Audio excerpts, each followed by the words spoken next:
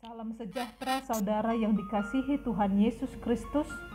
Sebelum kita mengawali aktivitas kita satu hari ini, mari kita mendengar sapaan firman Tuhan yang tertulis di Yohanes pasal 15 ayat 5. Namun sebelum kita membacanya, marilah kita bersatu di dalam doa. Kasih karunia Tuhan Yesus Kristus dan kasih Allah dan persekutuan Roh Kudus menyertai kamu sekalian. Amin. Pembacaan firman Tuhan dari Yohanes pasal 15 ayat 5, demikian pembacaan firman Tuhan. Akulah pokok anggur dan kamulah ranting-rantingnya. Barang siapa tinggal di dalam aku dan aku di dalam dia, ia berbuah banyak. Sebab di luar aku, kamu tidak dapat berbuat apa-apa. Demikianlah firman Tuhan. Saudara yang terkasih, dari pohon anggur, kita mengharapkan buah anggur yang banyak dan baik. Dan untuk menghasilkan buah anggur yang baik, maka ranting mestilah tetap tinggal di dalam pokok anggur. Ketika ranting sudah patah dan terjatuh, atau dengan kata lain terlepas dari pokok anggur, sangat dipastikan ranting itu akan layu, mati, dan tidak akan menghasilkan buah. Melalui gagasan pokok anggur inilah, Yesus menegaskan bahwa dialah pokok anggur dan kita orang-orang percayalah ranting-rantingnya. Sehingga sebagai pengikut Kristus, mestilah juga kita harus menghasilkan buah yang banyak dan baik. Lalu lebih lanjut, Yesus menjelaskan untuk bisa berbuah yang banyak, untuk bisa menghasilkan buah-buah kebenaran, maka prakondisinya adalah tinggal di dalam aku dan aku di dalam kamu, firman Tuhan. Artinya saudara, untuk menghasilkan buah yang banyak ada dua hal yang mesti kita pastikan, yaitu Tuhan tinggal di dalam saya dan saya tinggal di dalam Tuhan. Atau sebaliknya, saya tinggal di dalam Tuhan dan Tuhan juga tinggal di dalam saya. Dengan kata lain, jika hanya Tuhan yang tinggal di dalam saudara, sementara saudara tidak tinggal di dalam Tuhan, pastilah kita tidak akan bisa berbuah. Ataupun jika hanya kita yang tinggal di dalam Tuhan, sementara Tuhan tidak tinggal di dalam kita, itu pun tidak akan bisa berbuah yang banyak. Ilustrasinya adalah, pertama, coba kita masukkan batu ke dalam air. Pertanyaannya, apakah batu ada di dalam air? Benar. Tapi apakah air ada di dalam batu? Sama sekali tidak. Air tidak ada di dalam batu. Gambaran ini, banyak kita orang kelihatannya berada di dalam Tuhan, tetapi Tuhan tidak berada di dalam dia.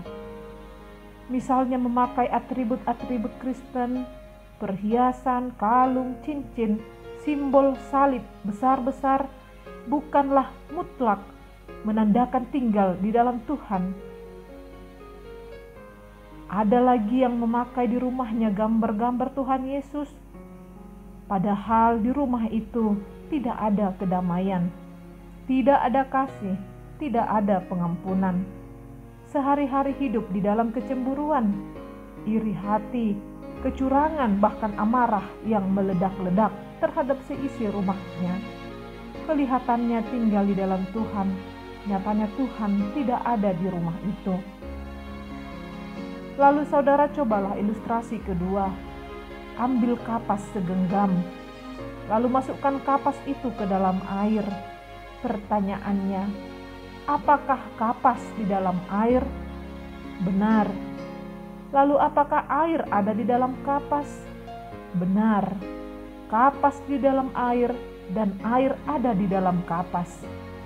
Saudara yang terkasih, seharusnya demikianlah orang Kristen itu, berada di dalam Tuhan dan Tuhan pun ada di dalam dia. Benar bahwa ranting menempel di dalam batang, tetapi mineral dan zat-zat dari batang mengalir ke dalam ranting, sehingga ranting itu berbuah. Demikian pula kita orang-orang Kristus. Untuk menghasilkan buah yang banyak, maka kita harus tinggal di dalam Kristus.